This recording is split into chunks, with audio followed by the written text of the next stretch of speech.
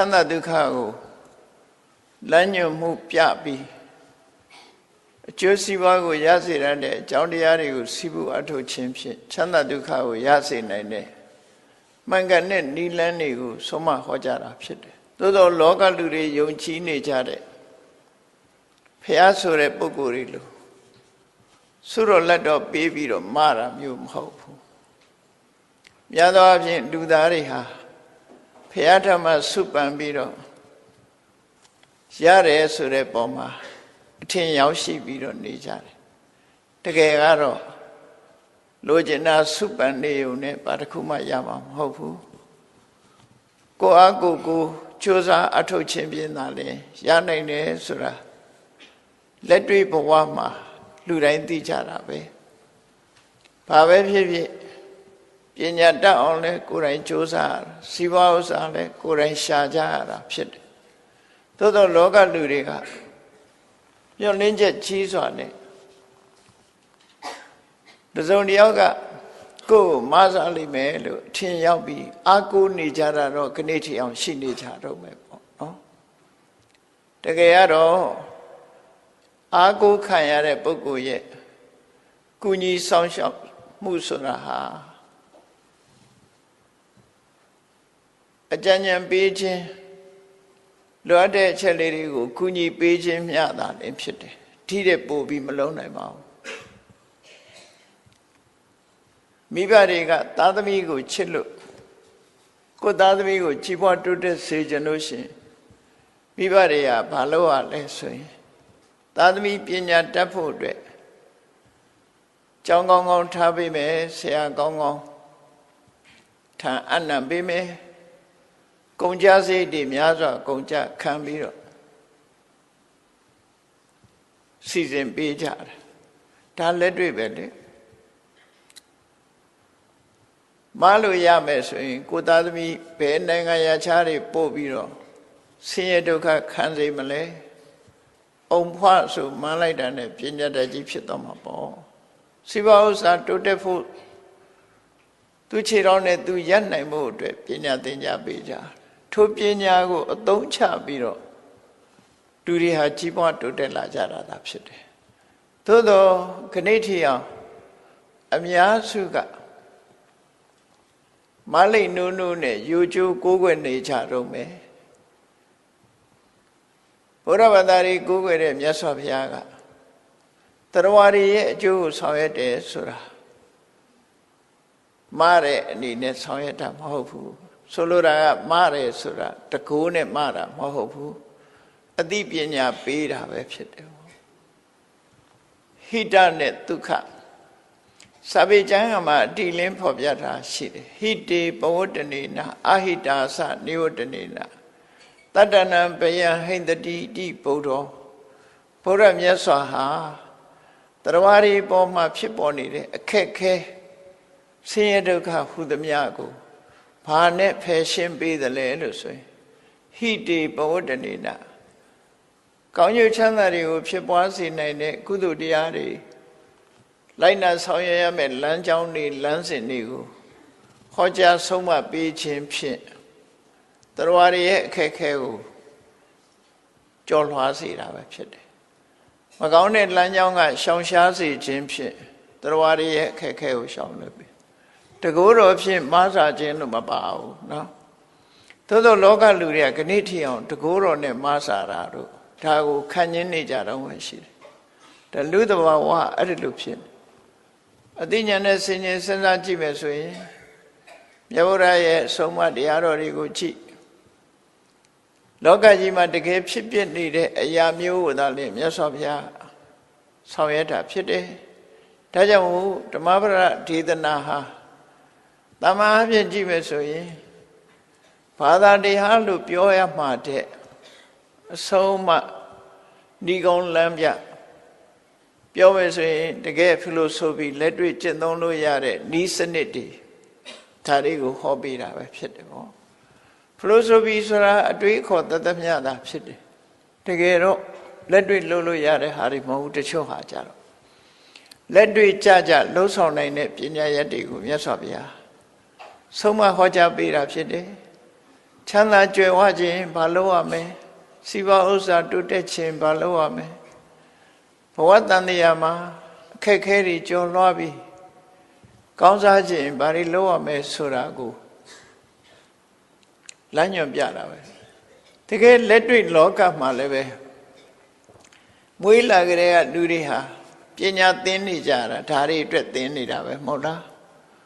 ပညာတတ်သွားပြီဆိုရင်ထိုပညာရဲ့အကျိုးကျေးဇူးကိုအားကိုးပြီးလှုပ်သွားကြလို့ထိတ်တန်းရောက်သွားကြတာသို့တော့အကိုယုံကြည်မှုတွေနဲ့တစ်ဖက်ကနေပြီးတော့လူတွေဟာလွဲမှားတဲ့ယုံကြည်ချက်တွေကတော့ရှိနေတော့မှဖြစ်တယ်ပေါ့မြတ်စွာဘုရားရဲ့အဆုံးအမတရားတော်တွေဟာဘာသာတရားလို့ဆိုတာတဲ့လက်တွေ့ကျတဲ့အဆုံးအမနိလန်းညွန်ပြဆုံးမတဲ့အချက်တွေသာဖြစ်တယ်ဒါကြောင့်မြတ်စွာဘုရားရဲ့တရားတော်တွေကနိဗ္ဗာန်ရောက်ကြောင်းတရားကြီးမဟုတ်ဘူးဘဝမှာဘယ်လိုနေထိုင်ရမလဲ way of life ဘဝမှာဘယ်လိုနေရမလဲဘယ်လိုနေရင်ကြီးပွားနိုင်တယ်နော် way of accomplishment ကြီးပွားတိုးတက်တဲ့လမ်းနည်းတွေကိုရှင်းပြတာပဲဖြစ်တယ်ဘာသာတရားလို့ဆိုတဲ့ဟာတွေကကိုးကွယ်ယုံတတ်တတ်ပဲဖြစ်တယ်ကိုးကွယ်တဲ့ဆုတောင်းတဲ့ဆုပန်းမြတ်စွာဘုရားရဲ့အဆုံးအမမှာဆုတောင်းဆုပန်းနေတာမျိုးအပေးတာမျိုးမဟုတ်ဘူးသို့တော်လူတွေကတော့အကျင့်ကြီးပါနေတော့ဒါလုံးနေကြတာပဲဖြစ်တယ်ပေါ့ဆုတောင်းတဲ့ဆုပန်းတဲ့ဆိုတာကိုယ့်ရဲ့ intention ကိုဖော်ပြတာသာဖြစ်တယ်ဆုပန်းလို့ရကြတာမဟုတ်ဘူးအလုံးလို့ရကြတာသာဖြစ်တယ်ကိုယ်ကိုယ်တိုင်ကြိုးစားအထောက်လို့ရတာသာဖြစ်အဲ့ဒါကိုမလွဲမသွေမှတ်သားချရမှာဖြစ်တယ်ဆုပန်လို့ရရင်မြတ်စွာဘုရားကိုယ်တိုင်ကဒေသနာတော်ဘုရားမှာဟောထားတာနော်တစုံတစ်ခုဖြစ်ချင်တယ်ဆိုလို့ရှိရင်ဆုတောင်းမနေနဲ့ဆုတောင်းနေလို့ဘာမှမရဘူးတဲ့ထိုအနေအထားမျိုးကိုရောက်စေတဲ့လမ်းကြောင်းအတိုင်းဆောင်ရွက်ပါလို့မြတ်စွာဘုရားရှင်းရှင်းလေးဥပမာပြောထားတယ်ဘယ်ဟိုဘက်ကမ်းကိုရောက်ချင်သလားမြစ်တစ်ဖက်ကမ်းမှာရပ်ပြီးဟိုဘက်ကမ်းကိုရောက်ချင်သလား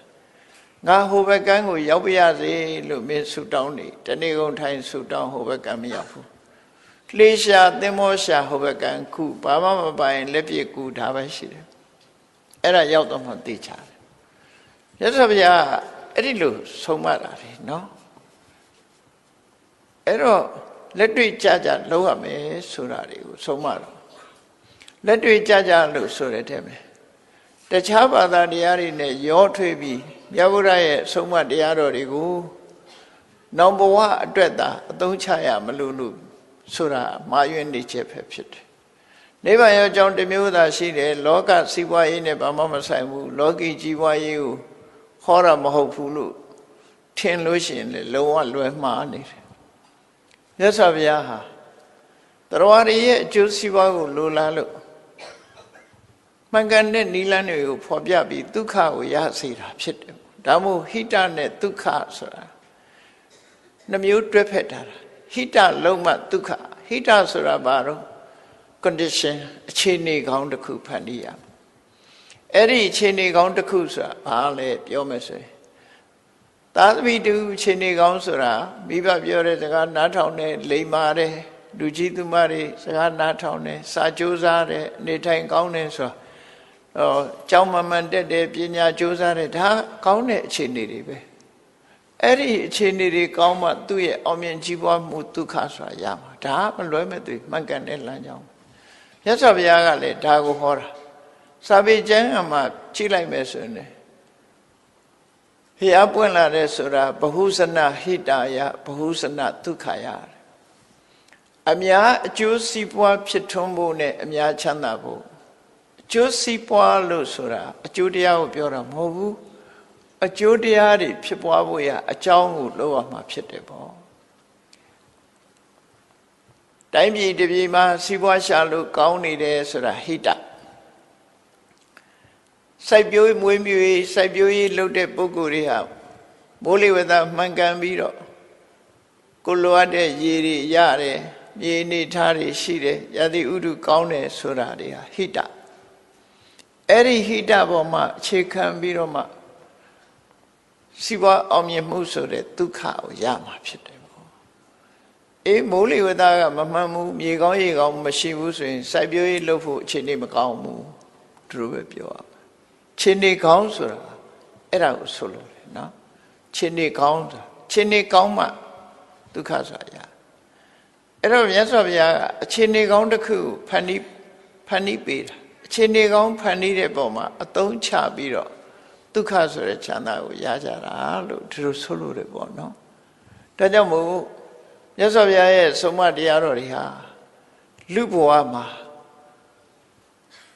စီးပွားရှာကျင်နာလားကြော်ကြားကျင်နာလားအောင်မြင်ကျင်နာလားကျမ်းမာကျင်နာလားအသက်ရှည်ကျင်နာလားဘဝမှာဘာပဲလူချင်းတဲ့နိလန်းတွေရအောင်လုပ်နိုင်တဲ့နိလန်းတွေကိုဟောပြောဆုံးမတာပဲဖြစ်တယ်ပေါ့နော်တကယ်ရစေနိုင်တဲ့နိလန်းတွေကိုမြတ်စွာဘုရားဆုံးမတယ်အဲ့ဒါလို့မဟုတ်ဘူးတန်ត្រာကြီးထဲမှာမနေချင်တော့ဘူးအိုခြင်းနာခြင်းသိခြင်းဆိုတဲ့ဒုက္ခတွေမခံချင်တော့ဘူးနိဗ္ဗာန်ကိုဘယ်တော့မှမဝရမနာရတဲ့အနေထားမျိုးရောက်ချင်တယ်ဆိုရင်လည်းအဲ့ဒီလမ်းကိုညွှန်ပြတာအဲ့ဒါနောက်ဆုံးမှညွှန်ပြတာနော်နောက်ဆုံးမှညွှန်ပြတာဆိုကိုကလောကမှာကြီးပွားခြင်းတယ်တိုးတက်ခြင်းတယ်ဘာလုပ်ရမလဲအဲ့ဒါကိုလည်းမြတ်စွာဘုရားအခြေခံအဖြစ်ညွှန်ပြတာဒါကြောင့်မြတ်စွာဘုရားရဲ့တရားတော်တွေဟာအဆုံးအမတရားတွေသာဖြစ်တယ်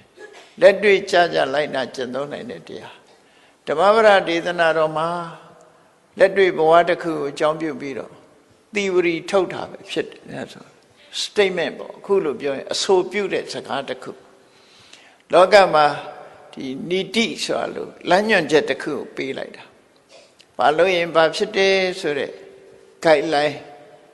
တော့မဟုတ် proverb ဆိုရိုးတစ်ခုပြုလိုက်တာပဲဖြစ်တယ်ဆိုပါစို့ဥပမာတစ်ခုပြောမယ်ဆိုရင်ကြိုးစားကဖျားဖြစ်တယ်ဆိုတဲ့စကားကြိုးစားဖို့ပြောတာနော်ကြိုးစားဖို့ရည်ညွှန်း Rolling Stone get that no more ဆိုတာအေးမင်းအလုပ်တွေခဏခဏပြောင်းမယ်ဆိုလို့ရှိရင်ဘာမှဖတ်တယ်မှမဟုတ်ဘူးဆိုတဲ့စကားပြောတာ No pain no gain မင်းအနာမခံလို့ရှိရင်အသာဆိုင်ရမှာမဟုတ်ဘူးဒါတွေအတိဝရီတွေအဲ့လိုလမ်းညွှန်ချက်တွေမြတ်စွာဘုရားဆုံးမမှာလဲအဲ့တိုင်အဲ့ဒီထိတဲ့ပို့ပြီးတော့မြတ်စွာဘုရားဆုံးမနိုင်တာတော့နိဗ္ဗာန်ရဲ့အကြောင်းတရားထိအောင်ဆုံးမတယ်လို့သူတို့ဆိုလို့တယ်သို့တော့အများစုကဘုရားတရားတော်တွေကလောကုတ္တရာတွေတို့နဲ့မဆိုင်ဘူးဆိုပြီးမျက်ွယ်ပြုတ်ထကြတယ်ပေါ့နော်ကဘာမှာကြည့်လိုက်မယ်ဆိုရင်မြတ်စွာဘုရားတရားတော်ဟာလောကုတ္တရာတရားကြီးပဲမဟုတ်ဘူး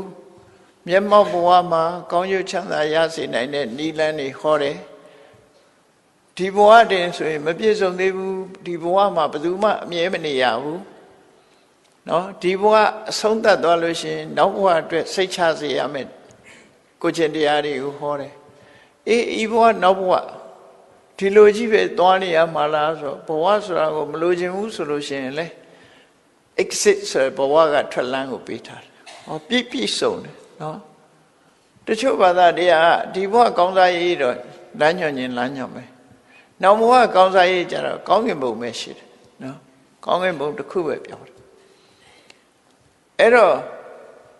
မြတ်စွာဘုရားရဲ့အဆုံးအမတရားတော်မှာဒီဘဝလည်းကောင်းစားမယ်နောက်ဘဝဆိုတာနောက်ဘဝပေါင်းမြောက်များစွာအတွက်လည်းကောင်းကျိုးချမ်းသာရမယ်ဘဝတွေကိုယုံမုန်းပြီးမလိုချင်တော့ဘူးဆိုရင်လည်းပဲဘဝကထွက်မြောက်ကြောင်းလမ်းစဉ်ကိုဟောပြောဆုံးမပေးတာပဲဖြစ်တယ်အဲ့တော့ဆုတောင်းဆုယူဆိုတဲ့ဘာသာတရားမျိုးမဟုတ်ဘဲနဲ့လက်တွေ့ကျင့်သုံးလိုက်နိုင်ရမယ်အဆုံးအမတရားလို့အဲ့တော့မြတ်စွာဘုရားတရားတော်တွေဟာလောကီဘက်ကပဲရှုထောင့်ကပဲကြည့်လောကုတ္တရာရှုထောင့်ကပဲကြည့်မှန်နေတယ်အကုန်လုံးကဲဒီနေ့ဓမ္မပဒဒေသနာမှာဓမ္မရတနဲ့ဘဝသင်္ကန်းစာများဆိုတာလေးကိုကြည့်လောကီဘက်မှာလည်းဘာကိုရည်ညွှန်းတယ်လဲလောကုတ္တရာဘက်ကဘာကိုရည်ညွှန်းတယ်လဲဆိုတာကြည့်ရအပိုင်း15မှာမှတ်သားရမယ်မြတ်ဗုဒ္ဓရဲ့ဓမ္မပဒဒေသနာမှာဘာပြောလဲဆိုအပမဒောအမတပဒံ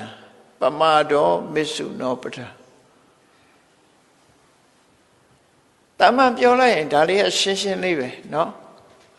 အပမာရဆိုတာမင်းအခြေအနေတစ်ခုပေါ်မှာယဉ်မှုမေးလျော့နေမဲ့ဆိုလို့ရှိရင် ပမာဒရစ်မှုမေ့လျော့မယ်ဆိုရင်ဆင်းရဲဒုက္ခကလွတ်ကြောင်းမရှိလို့မင်းအဖမှန်ဒုက္ခရောက်ခြင်းရဲ့အကြောင်းဆိုပါစို့အဖမှန်သိရခြင်းရဲ့အကြောင်းတစ်ခုဖြစ်နေတန်တရားတွေကဘယ်တော့မှထွက်နိုင်မှာမဟုတ်ဘူးဒါတစ်ခုလောကုတ္တရာဘက်ကကြည့်လို့ရှိအပမဒောအမတပရံဘဝတစ်ခုမှာအခြေအနေတစ်ခုပေါ်မှာရစ်မှုမေ့လျော့မနေပဲနဲ့ကြိုးစားအထုတ်ခြင်းဟာအမတပဒဘယ်တော့မှမတည်တဲ့မတည်ရာအဆင့်ကိုရောက်ဖို့ရအတွက်လုံလောက်တဲ့အကြောင်းတရားဖြစ်တယ်အဲ့တော့ဒီဒေသနာတော်ဟာတမန်အပြင်ကြည့်မယ်ဆိုရင်အပမာဒဆိုတဲ့ mindfulness ပေါ့နော်ကိုယ်အလုပ်ပေါ်မှာအာယုံစိုက်ပြီးတော့ရရှိထားတဲ့အခြေအနေတစ်ခုပေါ်မှာရစ်မှုမနေပဲနဲ့တတိနဲ့ကြိုးစားအထုတ်နေရမယ်အဲ့ဒါလိုကြိုးစားအထုတ်ဆွဲဆွဲမြဲမြဲလုပ်နေခြင်းဟာအမတပဒနောက်ဆုံးအမြင့်ဆုံးအဆင့်ဟာဘယ်တော့မှမသိရတဲ့နေရာမျိုးထိအောင်ရောက်သွားနိုင်တယ်ပေါ့အဲ့ဒါလိုမဟုတ်ဘဲနဲ့စัจကျင်မဲ့ပမာဒခြေနေတစ်ခုပေါ်မှာရည်မှုနေလို့ရှိရင်ဖန်တယ်လဲသိခြင်းရဲ့အကြောင်းဖြစ်တယ်ဒါအမြင့်ဆုံးအဓိပ္ပာယ်ကိုပြောတာကဲအခြေခံအဓိပ္ပာယ်တစ်ခုစဉ်းစားကြည့်အပမာဒမင်းလက်ရှိလုပ်နေတဲ့အပေါ်မှာရည်မှုမနေပဲနဲ့တတိရှိရှိနဲ့ကြိုးစားအထုတ်မယ်ဆိုရင်အမတပဒမင်းရဲ့ဂုဏ်သိက္ခာဟာဘယ်တော့မှကြာဆုံးသွားမှာမဟုတ်ဘူးအမြဲတမ်းရှင်သန်နေမှာပဲလို့သူတို့ဆိုလို့တယ်လူဘဝတချို့ကလူမသေးခင်သေသွားတယ်လေဂုဏ်သိက္ခာတွေဂုဏ်သိက္ခာတွေကြာဆုံးပြီးသေသွားတယ်အဲ့ဒါမေ့လျော့သွားလို့မမေ့လျော့ဘူးဆိုရင်မင်းဘယ်တော့မှမသေဘူးလောကကြီးတဲ့ကမင်းသေမှာမဟုတ်ဘူးပျောက်ကွယ်သေတယ်ဆိုတော့ပျောက်ကွယ်သွားဆိုပါစို့မြန်မာလူမျိုးတွေရဲ့ယင်ထဲမှာအနောယထမင်းဆိုတာရှိတယ်ကျန်စစ်သားဆိုတာရှိတယ်နော်ဘရင်နောင်အလောင်းဖရာတို့ရှိနေကြအဲ့ဒီလူတွေကအကြောင်းမဲ့ရှိလာတာမဟုတ်ဘူးသူတို့ကြိုးစားအထုတ်ခဲ့တာလေအဲ့ဒီလူမမေ့မလျော့ကြိုးစားအထုတ်တဲ့ပုဂ္ဂိုလ်ဟာလူသေးတော်လဲနာမည်မသေးဘူးဒါမှမဟုတ်အမတပဒလို့ဒီအဓိပ္ပာယ်ကိုယူလို့လည်းရတယ်ပေါ့နော်ဂုဏ်သိက္ခာအဖြစ်နဲ့သိဆုံးသွားမှာမဟုတ်ဘူးဘယ်တော့မှမသိဆုံးဘူးဘယ်တော့မှမကြဆုံးဘူးလို့ဒီလိုဆိုလို့တယ်မမှန်ကန်ကန်နဲ့တတိရှိရှိနဲ့ဆွဲဆွဲမြဲမြဲကောင်းတဲ့အလုပ်တွေကိုလုပ်သွားတဲ့ပုဂ္ဂိုလ်ဟာဘယ်တော့မှလောကကြီးကပျောက်ကွယ်ပြီးတော့သူ့နာမည်ဟာတိမ်မြုပ်သွားမှာမဟုတ်ဘူးလို့အမတပဒဒီလိုအဓိပ္ပာယ်မျိုးတွေရပမာရောမစ္ဆုနောပရံမိမိလျော့ရော့လှုပ်ချင်လှုပ်ပြီးတော့နော်ရစ်မှုနေတဲ့ပုဂ္ဂိုလ်ကတော့မကြခင်ပဲလူကမသေးခင်နာမည်ပျောက်သွားပြီလူမသေးခင်နာမည်ပျောက်သွားလူလည်းသေသွားရောဘယ်သူမှအသိမှမပြုတဲ့အနေအထားမျိုးရောက်သွားဘယ်သူမှမသိတော့သေသောသူကြာရင်မေးဆိုတာအဲ့ထက်ပါသွားပြီကုန်ဂုဏ်ပြုခံရတဲ့ပုဂ္ဂိုလ်မျိုးမဖြစ်ဘူးလို့လောကမှာဂုဏ်ပြုခံရတဲ့ပုဂ္ဂိုလ်တွေဟာအပမာဒဆိုတဲ့မမေ့မလျော့ကြိုးစားအထုတ်တဲ့ပုဂ္ဂိုလ်တွေကြီးပဲနော်မေ့မေ့လျော့ရော့နေတဲ့ပုဂ္ဂိုလ်ဟာမကြခင်မဲ့လောကကြီးကပျောက်ကွယ်သွားတယ်အပျောက်ကွယ်တာဟာမစ္ဆုနောပဲနော်နာမည်သေဆုံးသွားတယ်ဂုဏ်သိက္ခာသေဆုံးသွားတယ်အဲ့ဒီအဓိပ္ပာယ်မျိုးကိုမြတ်စွာဘုရားရှင်းလင်းဟောကြားတာပဲအဲ့တော့အပမာဒဆိုတဲ့တရားဘာတုံးလို့ဆိုလို့ရှိရင်မမေ့မလျော့ဘူးဆိုတာအရာရာမှာတတိနဲ့လုပ်တယ်တတိနဲ့သွားတယ်တတိနဲ့စားတယ်ကိုယ်လက်ရှိနေတဲ့အရေးချင်းတစ်ခုကိုအမြဲတမ်းကိုယ့်ဆင်ញင်သုံးသပ်နေတယ်အပမာဒဆိုတာအခြေခံလေးတစ်ခုပြောလိုက်တာတတိရှိနေရင်နောက်ကပါလာတော့ဆိုပညာလာတယ်တတိနဲ့တမ္ပစဉ္ညာဒီကနေ့ခေတ်မှာတတိအရေးကြီးတာကိုနိုင်ငံရခြားလူတွေကသဘောပေါက်တယ်သို့တော်ဘုရားဘာသာတရားတော်လို့သူတို့မပြောချင်တဲ့အခါ mindfulness လေ့ကျင့်ခန်းဆိုပြီးလုပ်နေကြတာနော်ဒါတတိလေ့ကျင့်ခန်းပဲအပမာဒပဲ mindfulness based stress reduction ဆိုတာ MBSR လို့အမေရိကန်နိုင်ငံမှာဘယ်သူတီထွင်တယ်လဲဆိုရင်တော့ဘယ်သူတီထွင်တယ်ဆိုတာတော့သိချာမသိပေမဲ့လို့ဗမာပြည်မှာလာရောက်ပြီးတရားထိုင်သွားတဲ့ပုဂ္ဂိုလ်တွေရှိတယ်နော် mindfulness လေ့ကျင့်ခန်း မှာမြတ်စွာဘုရားဟောတော်မူတဲ့တတိပဋ္ဌာန်တရားတော်ပဲတတိနဲ့တမ္ပစညသူတို့က MBSR ဆိုတာ MB ဆိုတာ M ဆိုတာ mindfulness B က based stress reduction လောကလူတွေဟာကြီးပွားချမ်းသာခြင်းနဲ့ဆန္ဒတွေပြင်းထန်ကြတယ်ကြိုးစားကြတယ်အောင်မြင်သူရှိတယ်မအောင်မြင်သူရှိတယ်မအောင်မြင်တဲ့ပုဂ္ဂိုလ်တွေကစိတ်ဖိစီးမှုဆိုတဲ့ stress တွေဖြစ်လာကြတယ် depression တွေရလာတယ်အဲ့လိုတွေဖြစ်လာအဲ့ဒါမျိုးမဖြစ်ရအောင်လို့သူကဘာလို့ mindfulness လေ့ကျင့်ခန်းလုပ်တယ်နော်တခြားအရာမလုပ်ဘဲနဲ့မြတ်စွာဘုရား mindfulness လေ့ကျင့်ခန်းကိုပြောထားတာကိုလည်းလှုပ်ရှားမှုတွေအားလုံးပေါ်မှာ mindfulness နောက်ဆုံးမှာကိုအဝတ်ပြင်ဝတ်တာအစ mindfulness လို့ပကံခွဲရောက်ကြင်တာစားတာတောက်တာအဲ့ဒီအစနောက်ဆုံးမှာတိတ်တိတ်နေတာအိဋ္ဌာအစပြီး mindfulness ပါတယ်တတိပဋ္ဌာန်သုံးပါးကြည့်မယ်ဆိုလို့ရှိရင်လက်ကွေးခြေဆက်ရှေ့တို့နောက်ငင်လှုပ်တာအစအကုန် mindfulness နဲ့သွားတာအဲ့ဒါတတိနဲ့တမ္ပစည mindfulness and comprehension လို့ခေါ်တယ်နော်တတိထားတယ်ဆင်ញင်စဉ်းစားတယ်တတိထားခြင်းစဉ်းစားခြင်းဆိုတဲ့ဒီနှစ်ခုနဲ့ပေါင်းစပ်ပြီးတော့အလုံးလုံးနေမယ်ဆိုတဲ့ပုဂ္ဂိုလ်တယောက်ဟာကြီးပွားတိုးတက်နိုင်တယ်ဒါကြောင့်မို့အဲ့ဒီလေ့ကျင့်ခန်းကိုငွေချေးတနမြောက်များစွာပေးပြီးတော့ခေါ်လေ့ကျင့်နေကြတယ် mindfulness based stress reduction ဆိုတာ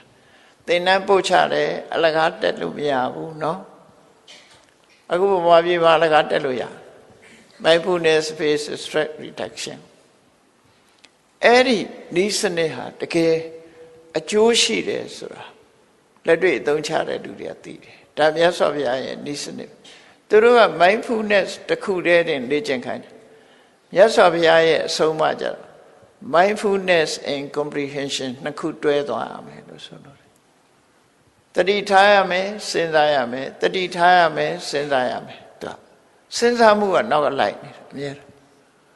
တတိရှိမှပညာဆိုတာဖြစ်တယ်တတိကင်းတဲ့ပညာဆိုတာမရှိဘူးတဲ့အဲ့ဒါကြောင့်မို့တတိနဲ့ပညာတွဲဖက်တာအဲ့ဒါလို့တွဲဖက်ပြီးတော့သွားမယ်ဆိုလို့ရှိရင်ကိုယ့်ဘဝကိုယ့်အခြေအနေကိုအမြဲတမ်းသိနေတယ်လူတွေဟာတစုံတစ်ခုမှားယွင်းမှုမလုပ်သည့်အတွက်ကြောင့်အောင်မြင်ကြီးပွားမှုတရဖူဆောင်းနိုင်တယ်ပေါ့ဒီလိုဆွလို့တာเนาะအဲ့ဒါကြောင့်မလို့အပမရတရားကိုမြတ်စွာဘုရားအဓိကထားပြီးအပမရောအမတပဋ္ဌာန်မမေ့မလျော်ကျူးပန်းအထုတ်မှုဟာမသေးခြင်းရဲ့အကြောင်းဖြစ်တယ်မိမိပမာတော်မစ္ဆုနောပဒံမိမိလျော်ရောနေခြင်းဟာတေရခြင်းရဲ့အကြောင်းဖြစ်တယ်တေဆုံးပြောက်ွယ်ရခြင်းရဲ့အကြောင်းဖြစ်တယ်ဟောဒီနှစ်ခုပမာဒနဲ့အပမာဒဆွဲဆွဲမြဲမြဲလှုပ်တာလည်းပဲအပမာဒထဲမှာပါတယ်နော်ဆွဲဆွဲမြဲမြဲလှုပ်တာဒါမို့အပမာဒရဲ့အဓိပ္ပာယ်ကိုဖွင့်ဆိုတဲ့အခါမှာတက္ကိစ္စကာရီတလီတစားလှုပ်တယ်နော်တတတကာရီစင်ဆက်မပြတ်လှုပ်တယ်အဋ္ဌိတကာရီဆွဲဆွဲမြဲမြဲတီတီခိုင်ခိုင်မာမာလှုပ်တယ်ဆိုတာဒီအကုန်လုံးပေါင်းထားတာနော်မမေ့မနေရဘူးဆိုတာအေးမြတ်စွာဘုရားကဒီဒေသနာတော်မှာအခုလို့ဟောတာအပမတောအမတပဒံပမတောမစ္ဆုနောပဒံအပမတ္တာနမယန္တိပြန်ရှင်းပြတယ်ခုနတော့ကသဘာဝတရားကိုပြောတာအပမတောမမေ့မလျော်မှုဆိုတဲ့အကြောင်းတရားဟာအမတပဒံမသေးပဲနဲ့သာဝရတည်ရှိနေခြင်းရဲ့အကြောင်းဖြစ်တယ်ပမာတော့မေးလျော့နေမှုကတော့မစ္ဆုနောပဒံသေဆုံးပြောက်ွယ်ခြင်းရဲ့အကြောင်းဖြစ်တယ်အပမတ္တာနာမိယန္တိမမေ့မလျော့နေတဲ့ပုဂ္ဂိုလ်တွေဟာဘယ်တော့မှမသေးဘူးလောကကြီးကဘယ်တော့မှပြောင်းမသွားဘူးဟောဒီလိုဆိုလို့တယ်နော်ဘယ်တော့မှသေမသွားဘူးသူတို့ဟာဂုံသိက္ခာအပြင်နဲ့သေသွားတာမဟုတ်ဘူးသူတို့ရဲ့ဂုံသိက္ခာတွေအရေးချင်းတွေဟာရှိနေမှာဖြစ်တယ်ရေပမတ္တာယထာမတာမိလျော့တဲ့ပုဂ္ဂိုလ်တွေကတော့ဘာမှမထူးအသက်ရှင်လျက်သေးနေတာနဲ့တူတယ်လို့မြတ်စွာဘုရားဒီလိုဟောတာအဲ့တော့လောကမှာရှင်လျက်သေးနေသူနဲ့ သေသွားတော့လဲရှင်လျက်ရှိသူဆိုပြီးနှမျိုးခွဲလို့ရတာနော်အဲ့တော့ကိုယ့်ကိုရှင်လျက်သေသူမဖြစ်စေနဲ့ဒီလိုဆိုလိုတာပေါ့ဘယ်လို့လို့တလီတစားဆွဲမြဲမြဲခိုင်မာမာအသိဉာဏ်ရှိနဲ့ကြိုးစားအထောက်သွားမယ်ဆိုရင်အောင်မြင်မှုကိုရရှိကြမှာဖြစ်တယ်အဲ့ဒါလို့မဟုတ်ဘဲနဲ့ကိုယ့်အခြေအနေကိုကိုယ်ဆင်ញင်သုံးသပ်နိုင်စွမ်းမရှိဘူးမေလျော်ရထားတဲ့အခြေအနေလေးကိုတကယ်ကိုအခြေအနေကောင်းကြီးထင်ပြီးတော့နေလို့ရှိရင်မကြခင်ပျောက်ကွယ်သွားနိုင်တယ်ဒီလိုဆိုလို့တယ်ပေါ့နော်အဲ့တော့ဒီဒေသနာတာမန်မဟုတ်ဘူးဗုဒ္ဓဘာသာမဟုတ်တဲ့အတောကမင်းကြီးကိုဒီကျောရတမဏိကနေပြီးတော့ဖះရဲ့အဆုံးအမတစ်ခုကိုပြောပါဆိုဒါပြောလိုက်တာဒီအဆုံးအမကြားပြီးတော့အတောကဘုရင်ကြီးကဗုဒ္ဓဘာသာဖြစ်သွားတာငကိုယ်တော့ဗုဒ္ဓဘာသာမဟုတ်ဘူး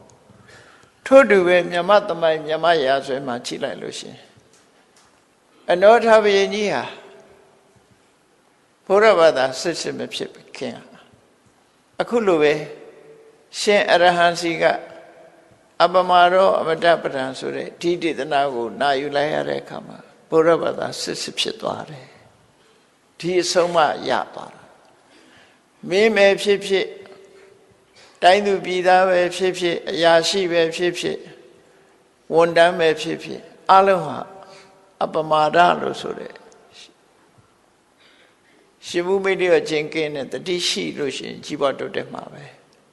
တတိမရှိဘူးဆိုရင်ကြာဆုံးသွားနိုင်တယ်ဒီလိုဆိုလို့ပဲပေါ့နော်အဲ့တော့ဒီဒေသနာတော်ဟာလောကီကိစ္စမှာလည်းပဲမြတ်စွာဘုရားရဲ့လမ်းညွှန်ဆုံးမမှုဟာလောကီအတွက်လည်းပဲအကျိုးရှိတယ်ဟာမျိုးအဲ့တော့အပမာဒဆိုတဲ့တတိကဘယ်တော့မှပျောက်ကွယ်သေဆုံးသွားခြင်းမရှိဖို့အတွက်အကြောင်းတရားဖြစ်တယ်ပမာဒဆိုတဲ့မေ့လျော့ခြင်းကတော့သေဆုံးပျောက်ကွယ်သွားခြင်းရဲ့အကြောင်းဖြစ်တယ်သေဆုံးပျောက်ကွယ်သွားခြင်းရဲ့အကြောင်းဖြစ်တယ်အပမတ္တာနာမိယန္တိယေပမတ္တာယထာမတ္တာမေ့လျော့မမေ့မလျော့တဲ့ပုဂ္ဂိုလ်တွေဟာသာဝရအသက်ရှင်နေသူတွေဖြစ်ပြီးမေ့လျော့တဲ့ပုဂ္ဂိုလ်တွေဟာအသက်ရှင်နေသေးနေသူတွေပဲဖြစ်တယ်ဟောဧဝံဝိသေတတောညတ္တဝါဒီလိုထူးခြားချက်ကိုစဉ်းစားဆင်ခြင်အသိဉာဏ်သက်ဝင်ရမယ်အဲ့ဒီအသိဉာဏ်သက်ဝင်ပြီးတဲ့အခါမှာအပမဒမိပဏိတာအသိပညာရှိတဲ့ပုဂ္ဂိုလ်တွေကဟုတ်တယ်ငါတို့ဟာရမှာရှင်မှုမေ့လျော့နေဖို့မတော်ဘူးတတိရှိနဲ့အသိရှိနဲ့တို့တွေကြိုးစားအထောက်အမှားဆိုပြီးတော့အပမာရဆိုတဲ့တတိနဲ့ပညာတရားပေါ်မှာယက်တိကြတယ်ခိုင်မာယက်တိကြတယ်ဘာလို့တတိရှိနဲ့သွားနေတယ်ကိုယ်အခြေအနေရကိုယ့်ဘက်ကိုစဉ်းကျင်သုံးသပ်ပြီးတော့အကောင်းဆုံးဖြစ်အောင်ကြိုးစားနေကြတယ်အဲ့ဒီပုဂ္ဂိုလ်တွေကတိုးတက်သွားတာပဲเนาะအပမဒံမိပဏိတာအပမတိပမောဒန္တိသူတို့ဟာတတိရှိနေရတာကိုပဲသူတို့ဘဝမှာပျော်စရာကြီးလို့ဒီပေါ်မှာပဲမွေးလျော်တယ်ဆိုတော့ဘယ်တော့မှတတိလက်လွတ်ငှက်တောင်ကျွတ်ဘဝမျိုးဘယ်တော့မှမရောက်စေဘူးအမြဲတမ်းတတိရှိပြီးတော့နေကြတယ်အရိယာနံခောစရိရတလောကမှာအစင်းမြင့်ပြီးတော့လူတော်လူကောင်းတွေရဲ့ကိုချင်းတရားတွေပေါ်မှာသူတို့ဟာအခိုင်အမာယက်တည်ပြီးပျော်မွေ့နေကြတာဖြစ်တယ်အပမာရရှိလာပြီဆိုလို့ရှိရင်အပမာရရှိသူနဲ့မရှိသူတို့ရဲ့ထူးခြားချက်ကိုကောင်းကောင်းကြီးသဘောပေါက်တယ်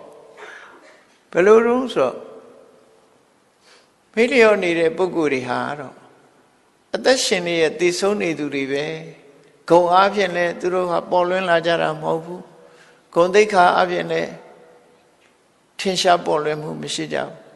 အပမာရလို့ဆိုတဲ့တတိရှိနဲ့ဆင်ញတုံတရားရှိနဲ့ကျိုးပန်းအထုတ်တဲ့ပုဂ္ဂိုလ်တွေကတော့သေသွားတောင်မှသူတို့နာမည်ကိုဘယ်သူမှမမေ့ကြဘူးသူတို့ဟာသေသွားတောင်အသက်ရှင်နေတဲ့ပုဂ္ဂိုလ်တွေတို့အဲ့ဒီလိုထူးခြားတဲ့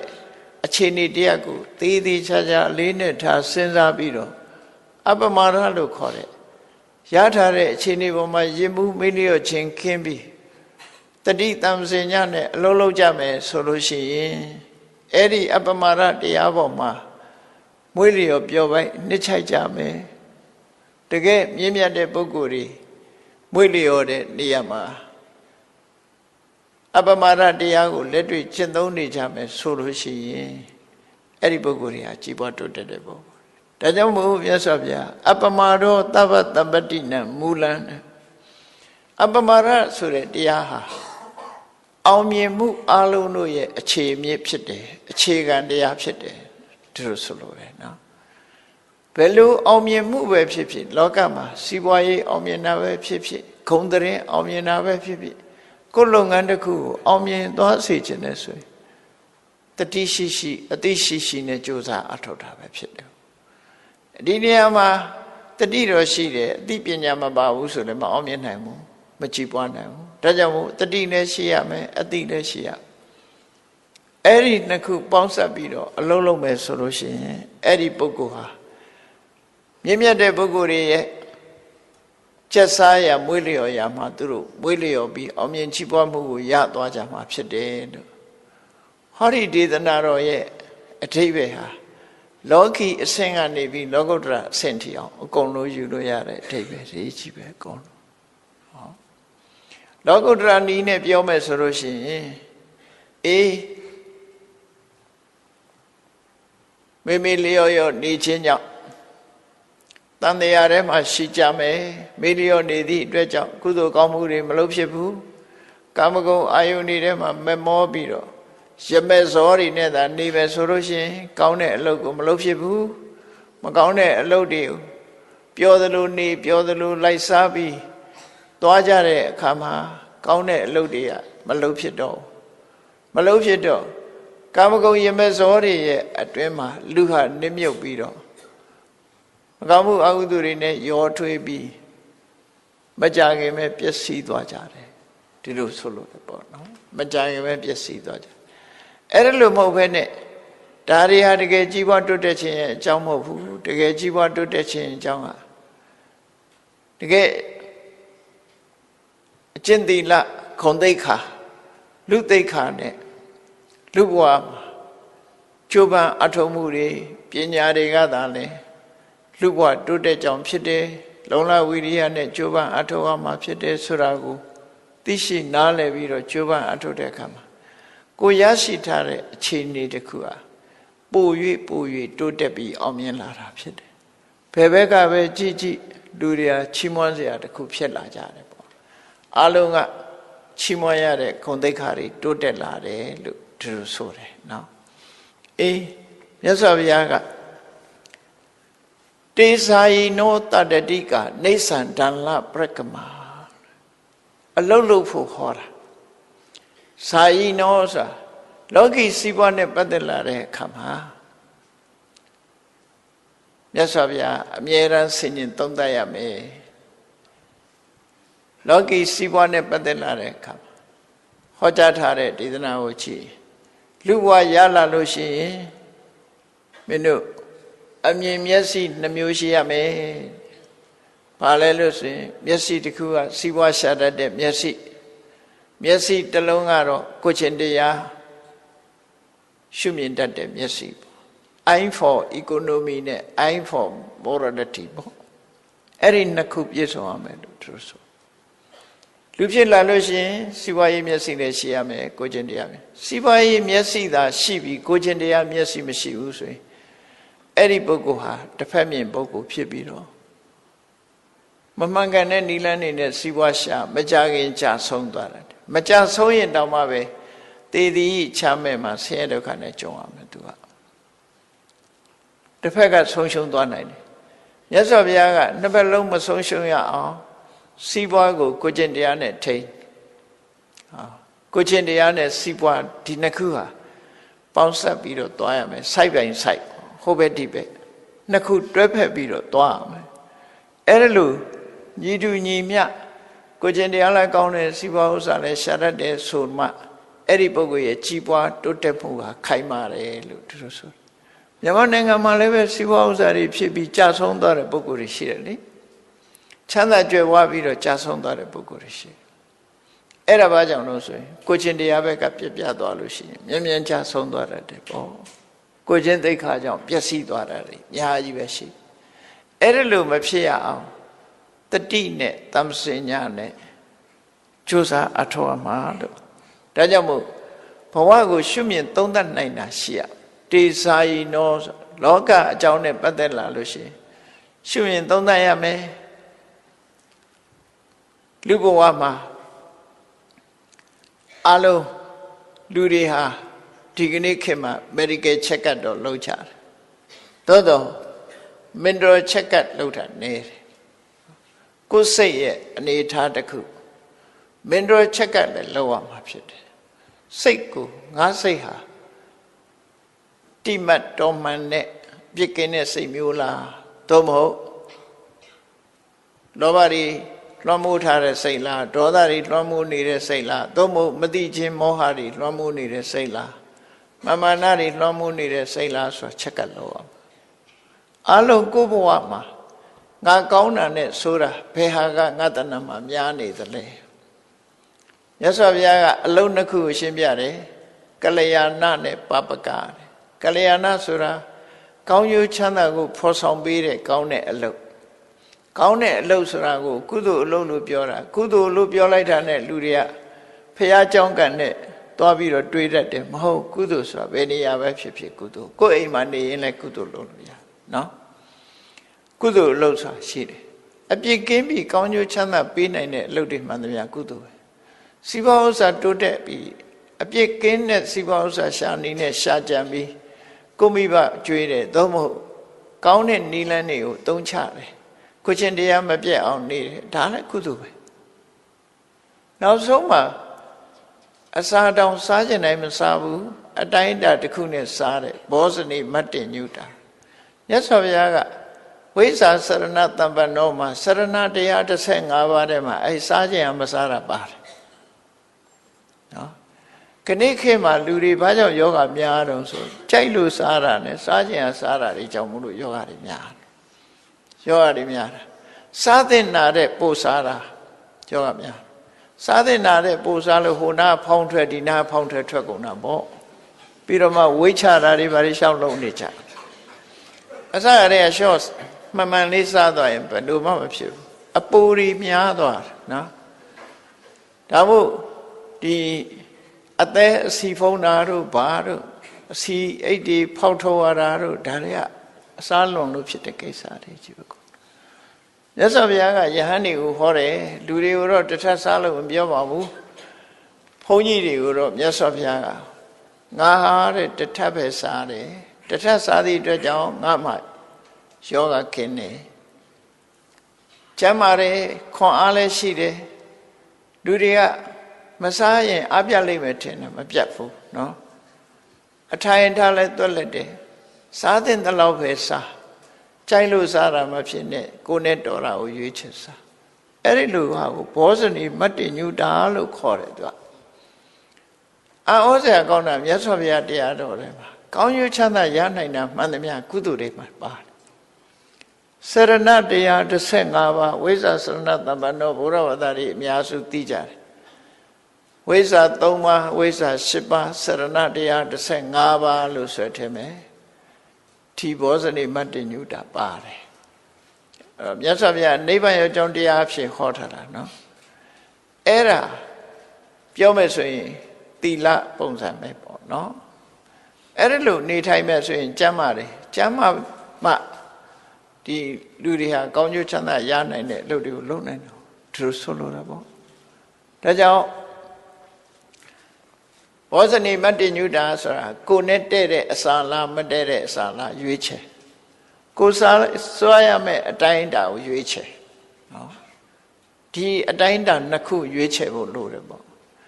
ကြိုက်လို့စားမှလားစားသင့်လို့စားတာလားဒီနှစ်ခုတည်းကြတော့ကြိုက်လို့စားတာမျိုးမဖြစ်စေသင့်ဘူးစားသင့်လို့စားတာဘာလို့ဆိုတော့ကိုကြိုက်တဲ့ဟာကကိုနဲ့မတည့်တာဖြစ်ချင်းဖြစ်တယ်ပေါ့အဲ့တော့ကိုနဲ့တပ်ပရဖြစ်တဲ့အစားအစာကိုရှာကြံစားဆောင်အောင်ဒီလိုဆိုလို့တယ်ပေါ့နော်အဲ့ဒါလို့နေထိုင်ခြင်းအပြင်လူဘဝကောင်းကျိုးချမ်းသာတွေရအောင်ကြိုးစားအထောက်နိုင်တယ်ကျမ်းမာမှုရရှိနိုင်တယ်လို့သူတို့ဆိုတယ်ဒါကြောင့်မို့အရာရာမှာအမှတ်တမဲ့မနေပဲနဲ့ဆင်ញင်သုံးသပ်ရမယ်ဆင်ញင်သုံးသပ်ကြည့်ရမယ် ဆင်ញင်သုံးသပ်ပြီးမကောင်းတဲ့စိတ်တွေကိုမှလွှမ်းမိုးနေတယ်ဆိုပါစို့ခေါင်းထဲမှာအမိုက်တွေထက်အဲ့ဒီအမိုက်တွေနဲ့ပူလောင်နေတယ်ဆိုလို့ရှိရင်ခေါင်းအေးအေးမထားနိုင်တော့ကျွတ်ခေါင်းအေးအေးဆိုလို့ရေစွတ်တာမျိုးမလုပ်လို့နဲ့နော်အေးပတ်တော့မယ်ခေါင်းအေးအေးထားဆိုတာအပူတွေအတွေးမတွေးနဲ့အရှုပ်တွေမထက်နဲ့မြူနီစပယ်အမိုက်ပုံကြီးမဖြစ်စေနဲ့ကိုယ်အုံနောက်ထဲမှာကြည်လင်အေးမြပြီးတော့တန်မိုးရှိတဲ့အရာတွေသာခေါင်းနဲ့ထည့်အနှုတ်မို့ဆိုရင်အမိုက်ပုံကြီးဖြစ်သွားလိမ့်မယ်အဲ့ဒါတွေမထက်နဲ့ဝုန်းကိုတော့ချောင်းချောင်းထားခြေထောက်ကိုတော့နှွေးနှွေးလိထားလို့ပြောချတယ်ပေါ့နော်ခြေထောက်နှွေးနှွေးခေါင်းအေးအေးဝန်းချောင်းချောင်းလူဘဝမှာတော့အဲ့ဒါကြီးပွားတိုးတက်ခြင်းအကြောင်းတွေပဲကျမ်းမာပြီးတော့ကြီးပွားတိုးတက်တဲ့အကြောင်းအဲ့ဒါကြောင့်ဘဝမှာဇာယီနောဆိုတာဆင်ញင်သုံးသက်တတ်ရမယ်ကိုယ့်အခြေအနေကိုဆင်ញင်သုံးသက်တတ်ရမယ်ငါလှုပ်နေတာဘာတွေနဲ့အချိန်ကုန်နေသလဲငါဘာလှုပ်သင့်သလဲဆိုတာကိုအမြဲတမ်းဆင်ញင်သုံးသက်ရမယ်ဒီတဲ့အစင်းမြင်လို့နိဗ္ဗာန်ရချင်တယ်ဆိုလို့ရှိရင်တော့ဘယ်အရာမှမမြဲဘူးဆိုတာကိုသိရမယ်ဆင်ញင်နဲ့မမြဲဘူးလို့သိခြင်းဟာဘာအကျိုးရှိလဲလို့မေးကြည့်တွေ့တာမှုတွေကိုလျှော့ချလို့ရသွားတယ်လူတွေဟာတွေ့တာမှုဆွဲမဲ့မှုတွေအပေါ်မှာတွေ့တာမှုဆွဲမဲ့မှုကိုအကြောင်းပြုပြီးတော့တွေ့တာတဲ့အရာအတွက်လှုပ်ချင်လှုပ်မိသွားတယ်ပေါ့မကောင်းတာတွေလှုပ်မိသွားတယ်လှုပ်မိသွားလို့ဆိုးကျိုးတွေနဲ့တွေ့တတ်တယ်ဒါကြောင့်မို့တွေ့တာမှုကိုလျှော့ချဖို့ရတယ်အရာခတ်သိမ်းဟာမမြဲဘူးဆိုတဲ့အနိစ္စတင်ညာသာဝရပြောင်းလဲနေတဲ့အရာတွေပဲလို့ဆင်ញင်သုံးသပ်နိုင်ရမယ်လို့သူဆိုတယ်အဲ့ဒါလို့မဟုတ်လို့ရှင်ကိုယ်စိတ်တွေအာယုန်တစ်ခုထဲမှာစူးစီးလို့မရဘူးတမာရီမရှိလို့စိတ်တွေဟာလွင့်ပြန်နေတဲ့တည်ငြိမ်မှုမရဘူးဆိုရင်တမာရီကျင့်စဉ်လေးနဲ့ကိုယ်စိတ်လေးကိုငြိမ်အောင်အာယုန်တစ်ခုထဲမှာစူးစိုက်လို့ရအောင်လို့ကိုယ်ဘာလုပ်နေသလဲအဲ့ဒီဘာလုပ်နေသလဲဆိုတဲ့အချက်ပေါ်မှာကိုယ်စိတ်လေးတည်ငြိမ်အောင်ထားနိုင်မှုကြိုးစားအဲ့ဒီနှစ်ခုကိုဇာယီနောလို့ပြောတာကပ္ပဒါအထုတ်ပြီဆိုလို့ရှိရင်ကတော့သမထကျင့်စဉ်ကိုလည်းဇာယီနောဝိပဿနာတရားအထုတ်တာလည်းဇာယီနောပဲသဘာဝကိုအသိမှန်ဆင်ញင်သုံးသပ်တယ်အဲ့ဒါတမာရီနဲ့ပညာတိုးတက်အောင်ကြိုးစားခြင်းလောကီကိစ္စမှာဇာယီနောဘာလို့ဟာကိုယ်စီပွားဥစ္စာတိုးတက်နေတယ်ဆိုရင်ငါတနေ့ဝင်ငွေဘယ်လောက်ရှိတယ်ငါသုံးနေတာဘယ်လောက်သုံးနေလဲနော်ဖုံးဖို့တာအစဖုံးဖို့တာဘယ်လောက်ကုန်သွားပါလဲဝင်ငွေရဘယ်လောက်ရှိသလဲစာယီတော့စဉ်းစားဆင်ခြင်ရမှာဖြစ်တယ်ပေါ့နော်အသုံးတွေကမြဝင်ငွေကရှားဆိုလို့ရှိရင်တော့တဖြည်းဖြည်းလုံးမပသွားမှသိကြတယ်ပယုတ်လုံးစီးပွားရေးဆိုဖြစ်သွားတာနော်ပယုတ်လုံးဟာအကြီးကနေတဖြည်းဖြည်းသေးသွားတာကြီးလာတယ်လို့မရှိဘူးတဖြည်းဖြည်းကုံသွားပြီးနောက်ဆုံးမှဘာမှမကြံတော့အဲ့ဒါလိုဖြစ်တယ်အဲ့ဒါကြောင့်မို့လို့ကိုရှာတဲ့စီးပွားဟာပယုတ်လုံးမဖြစ်စေနဲ့တဖြည်းဖြည်းကြီးပွားတိုးတက်လာတဲ့ခြတ်တောင်ဘိုးတွေလိုပြားရည်ပြားအောင်ကြီးလိုကြီးပွားလာအောင်သာစ조사အထုတ်တင်တယ်ဒါဟာလေကိုယ့်ကိုချက်ကင်လုံးနေမှာသိမှာပဲဖြစ်တယ်ပေါ့ဒါကြောင့်မို့စာယီနောကိုလုံးနေတဲ့အလုပ်ပေါ်မှာအမြဲတမ်းလုပ်ရမှာစဉ်းစားတွေးခေါ်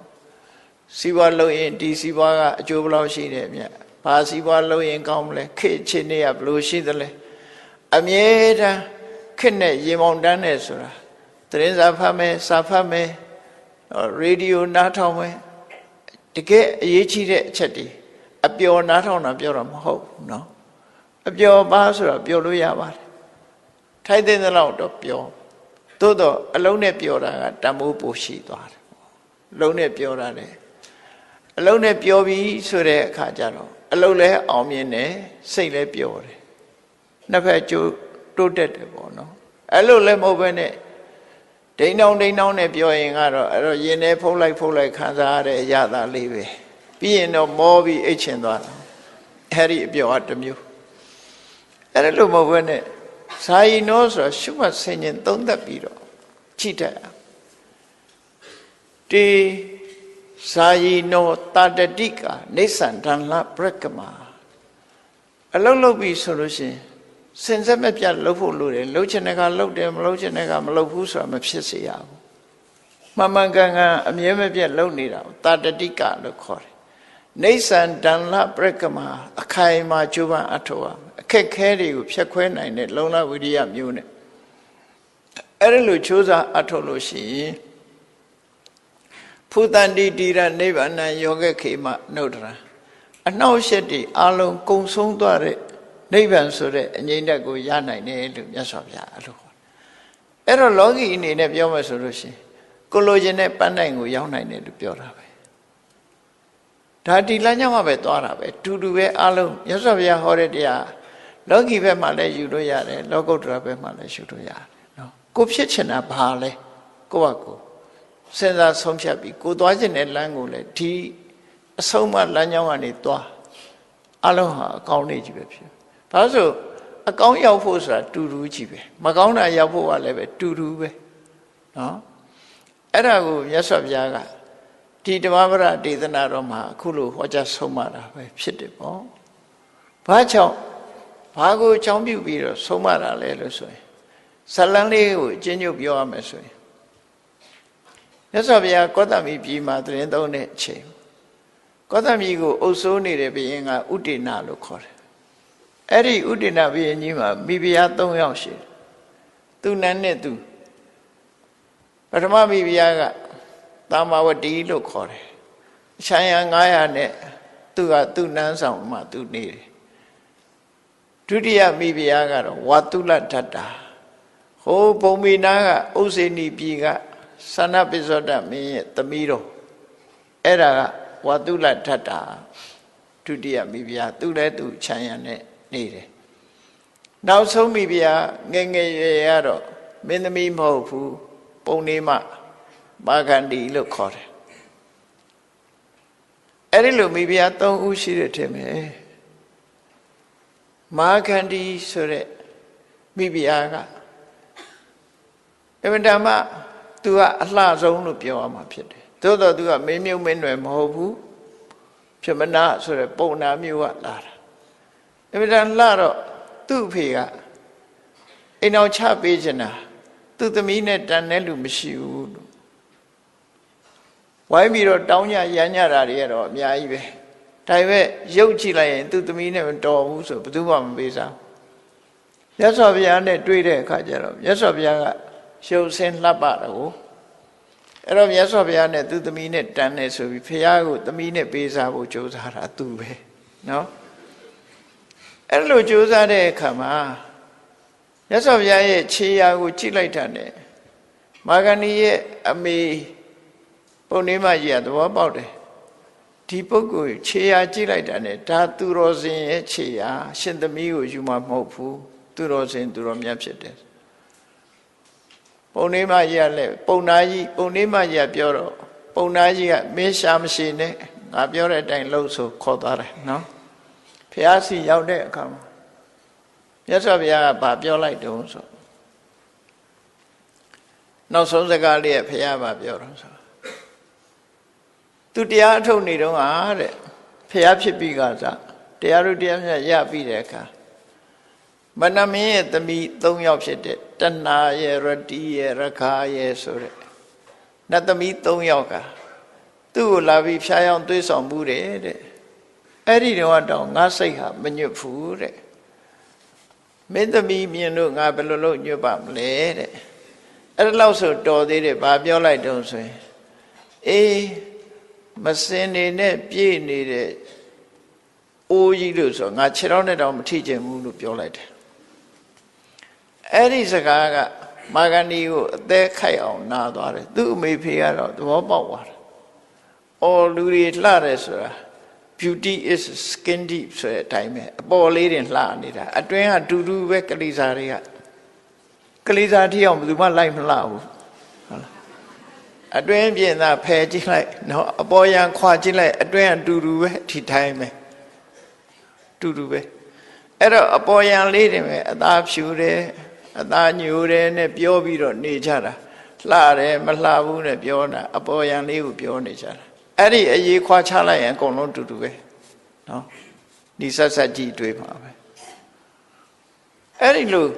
မြတ်စွာဘုရားကပြောလိုက်တာအဖေနဲ့အမေကတော့လူသားတွေရဲ့သဘာဝကိုကွက်ကွက်ကွင်းကွင်းကြီးမြင်ပြီးတော့တရားဓုရသွားကြတယ်။သမီးမာဂဏီကတော့သူ့ကိုမှုချိုးမြစ်ချိုးပြောရမလားဆိုစိတ်ဆိုးတယ်။စိတ်ဆိုးရုံနဲ့မကဘူးအညှိုးတေးထား။အဲ့ဒီအချိန်မှာသူ့ဖေကလွတ်ရလွတ်ကြောင်းကဲဥဒိဏစီပေးလိုက်တာပဲကောင်းပါတယ်ဆိုဥဒိဏမင်းစီဆက်လိုက်တယ်။အဲ့ဒါနဲ့ဥဒိဏမိဖုရားဖြစ်သွားတယ်။မြတ်စွာဘုရားကသာဝတိရာဇဂိုထူထူမျိုးတွေကြွပြီးတော့တစ်ချိန်မှာမာဂဏီမိဖုရားဖြစ်တဲ့အချိန်တစ်ချိန်မှာကောသမီရောက်လာတယ်ရောက်လာတဲ့အခါကျတော့အရင်ကအညှိုးနဲ့မို့ယဟန်ဂေါရမရောက်လာပြီးငါ့ကိုမှုချိုးမြစ်ချိုးပြောတဲ့ကိုရော့ကြီးဆိုပြီးတော့လူတွေကိုစူယုံပိုက်ဆံပေးပြီးတော့ဆဲခိုင်းတယ်နော်ဘုန်းကြီးတွေဆွမ်းကလာဝိုင်းဆဲအဲ့ဒီမှာရှင်နန္ဒမထေရမြတ်ကမြတ်စွာဘုရားကိုလျှောက်တယ်ရှင်ဘုရားတဲ့တပည့်တော်ဆွမ်းခံသွားရင်လူတွေကတပည့်တော်ဆဲကြတယ်တဲ့ဒါကြောင့်ဒီမနေပဲတခြားရွှေ့ကြပါစို့လားလို့ဆိုမြတ်စွာဘုရားကအာနန္ဒာအဲ့ဒီနေရာကထပ်ဆဲရင်ရောဘယ်လိုလုပ်မလဲဆိုနောက်တနေရာရွှေ့တာပေါ့ဗျာဆိုဘုရားကအဲ့ဒါလို့မလုပ်သင့်ဘူးတဲ့ပြဿနာတစ်ခုဟာဘာကြောင့်ဖြစ်တယ်ဆိုတာအခြေမြစ်သိပြီးဒီနေရာမှာဖြစ်တဲ့ပြဿနာဒီနေရာပဲငြိမ်းမှခရီးဆိုတာသွားတဲ့နေပေါ့နှုတ်မို့ပြဿနာဆိုတာ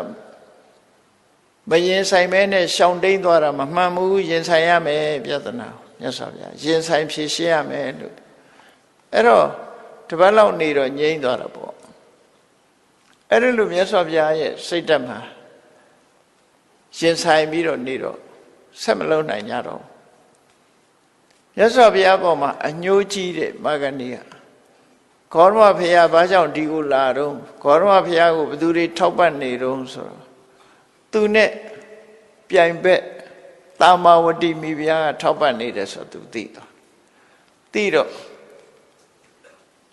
သူတို့ထောက်ပံ့နေတာသူ့လည်းငါဒုက္ခပေးမယ်ဆိုမျိုးစုံဒုက္ခပေးတယ်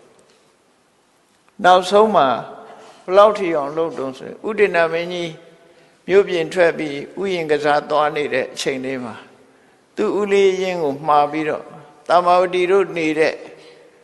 နန်းတော်ကိုရှင်းနန်းနေဆွတ်ဓာတ်စီတွေဆွတ်မှာပေါ့လေအဲ့ဒီခေတ်ကဘီလောင်စားတွေကိုဆွတ်အကုန်လုံးတိုင်းတွေကိုပတ်ပြန်ဆင်းလို့မရအောင်ပြင်မကဂျက်တွေထိုးပြီးတော့နန်းတော်မီးရှို့လိုက်ပါ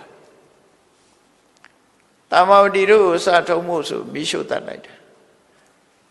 တာမာဝတိတို့နန်းတော်မီးလောင်တယ်လို့ကြားတော့ဥဒိဏမင်းကြီးကအပြေးလာခဲ့တာသို့တော်သူလာတော့မီးကကျွန်းသွားပြီမိသားကနောက်ကျစပြင်းပဲအဲ့ဒါလို့အဲ့တော့မိသားသမားနောက်ကျနေအဲ့ဒီမှာတာမာဝတိတို့ဆုံးသွားတော့ဥဒိဏကြီးစိတ်ပြက်လက်ပြက်မိလောင်ခံရတာနဲတာမဟုတ်ဘူးတာမာဝတိခေါင်းဆောင်ပြီးတော့မြို့သမီး900မိရဲပါသွားတယ်မိလောင်တာ900တောင်ပါသွားဘယ်သူလက်ချက်လဲဆိုတာဥဒိဏမင်းကြီးစုံစမ်းတဲ့အခါမာဂဏီရဲ့လက်ချက်ဆိုတာကိုသိရတော့မာဂဏီကိုအပြစ်ပေးတဲ့အနေနဲ့သူ့ရဲ့ဆွေမျိုးသားချင်းတွေရောသူ့ဘက်ကအပေါင်းပါတွေရောအကုန်လုံးဆွေမျိုးဆိုတဲ့ပုဂ္ဂိုလ်တွေရောအကုန်လုံးနိုင်ရင်ပြင်မှာခေါ်မြေကြီးတဲ့မြုပ်ခေါင်းဖော်ထားပြီးတော့ထဲနဲ့ထိုးပြီးတော့မာဂဏီတို့ကိုပြစ်ဒဏ်ပေးတယ်အဲ့ဒီပြဿနာအကြီးကျယ်ဖြစ်ခဲ့တာအဲ့ဒီတော်တော်ရက်စက်တဲ့ပြဿနာကြီးတစ်ခုဖြစ်လာတယ်ဥဒိဏမင်းကြီးကလည်းမာဂဏီတို့ကိုတည်တံပေးပြီးတော့အရှင်လတ်လတ်အခုလိုရဲဆက်ဆက်တပ်ဖြတ်တဲ့ပွဲကြီးဖြစ်တဲ့အခါမှာကောသမီပြည်ကယဟန်တော်တွေ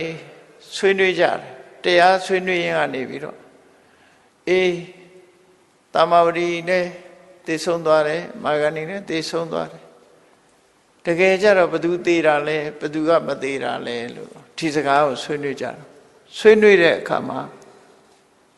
ဒီအကြောင်းကိုပြောတဲ့အခါမြတ်စွာဘုရားဟောတာ